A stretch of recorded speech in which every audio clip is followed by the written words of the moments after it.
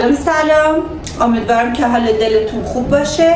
امروز اومدم با یه مبحث خیلی مهم و اینکه سوال خیلیاتون بود. الان چند ساله که بالیاژ و آمبره اومده و وقتی ما بالیاژ و آمبره میکنیم خیلیا دوست دارن روی زمینه موهای خودشون باشه. چرا؟ که وقتی در میاد اینجوری نباشه که چون حتی اگه یکی دو درجه تغییر رنگ بده باز باید مرتب ریشه گیری کنن. پس بهتره یه کار کنیم که به هیچ عنوان وقتی یه مشتری درخواست داره که اصلا زمینش هیچ تغییر رنگی نده، ما باید یه تکنیکی رو به کار ببریم که این کار شدنی باشه. مثلا یه نفر میاد موهاش زمینه موهای خودش رنگ حالا مثل من الان شماره 3 و 4، بعد میخواد لایت های خیلی روشن سفید رو در بیاره. اگر قهوه‌ای شد زمینه مو، چون وقتی ما رنگ میذاریم روی مو، هر رنگی که روی مو بذاریم به زمینه ما رو یا قهوه‌ای میده، انواع اقسام قهوه‌ای، حالا بستگی داره ما رنگسازمون رو چجور درست کرده باشیم، انواع اقسام قهوه‌ای به ما میده یا عسلی میده. خب خیلی ها واقعا دوست دارن و یا ممکنه اصلا بهشون نیاد یا به شرایط موهاشون نخوره.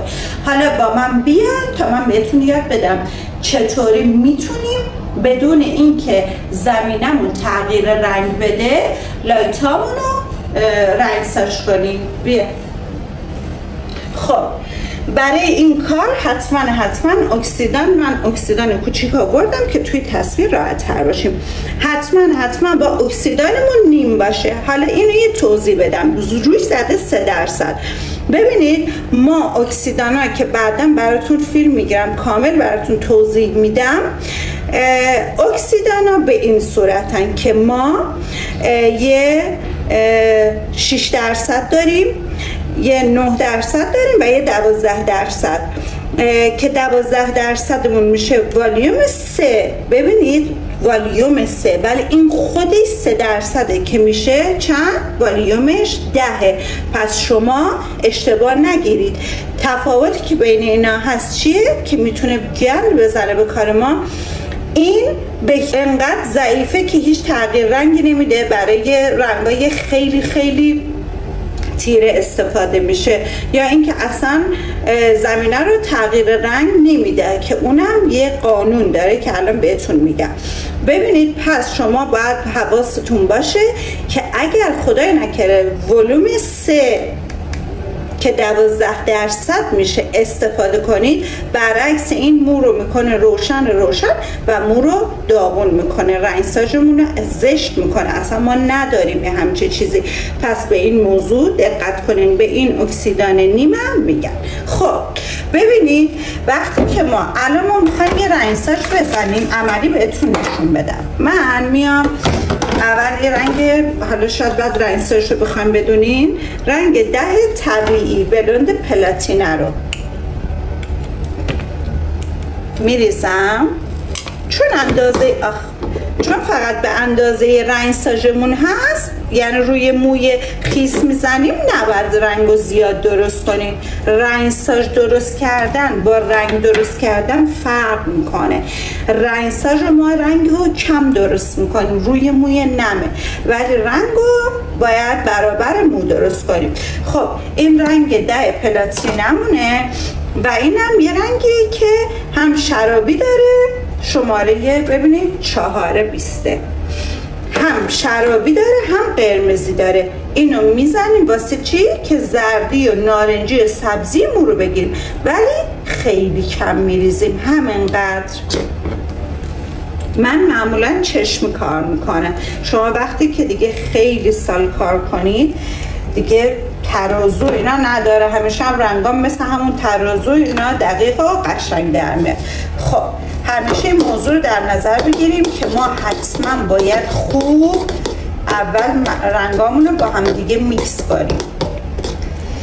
خب بعد میایم این اکسیدان، دقت کنید رنگ و اکسیدان باید برابر هم بریزید. اگر بیشتر بریزید اکسیدانتون میشه 6%، یعنی یه والیوم میره بالاتر. پس حواستون باشه، حالا چون 3 هست یه عالمه نمیریزیم، میایم الان برابر میریزیم.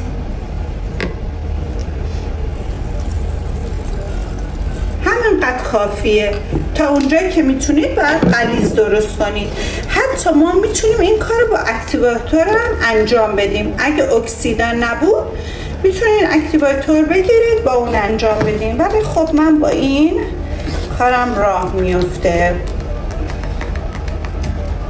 خب بریم توی سرشور، حتما باید توی سرشور این کار انجام بشه.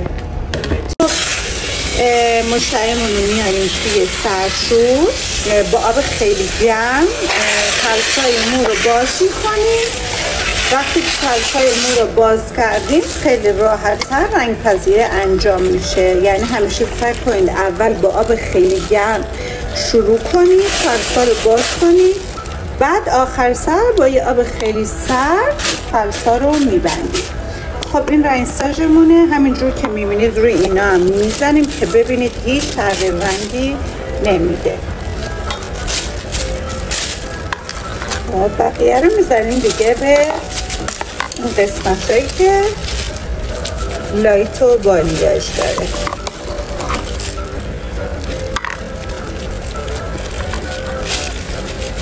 ببینید لایه به لایه ماساژ میدیم و مدت مکسش بین 5 الی 10 دقیقه هست. چک کنید، مرتب مو رو چک کنید تا ببینید اون رنگ دلخواهی که میخواین در اومده یا نه.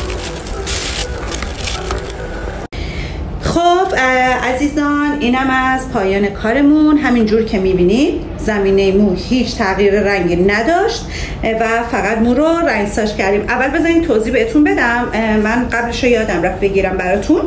این مو خیلی زردی و نارنجی داشت. من ترکیبی که اگر دیدین دقت کردین من داخلش گفتم هم قرمز هم شرابی دیگه، خب شماره پایین پیگمنت قرمز داره. این باعث میشه که زردی رو از بین ببریم، سبزی نده و همینجور که میبینید به یه رنگ خیلی خوشگلی میرسیم.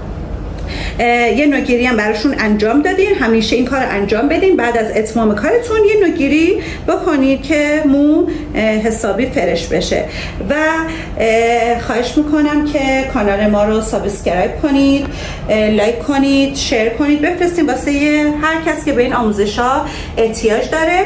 بچه‌ها توی کامنت ها به هم بگید که دوست دارید آموزش های چی واسهتون بذارم، آموزش های بعدیتون چی باشه و خیلی واسه کلاس های خصوصی از من میپرسید، کلاس های آموزشی.